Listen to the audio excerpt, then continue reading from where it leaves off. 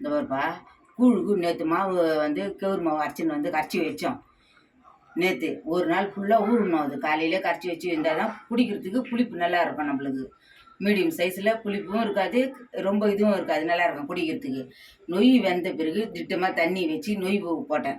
நொய் போட்டு வெந்த பிறகு கொஞ்சம் நேற்று கரைச்சி வச்ச மாவை ஊற்றி இதை நல்லா கை விடாமல் கலரணும்.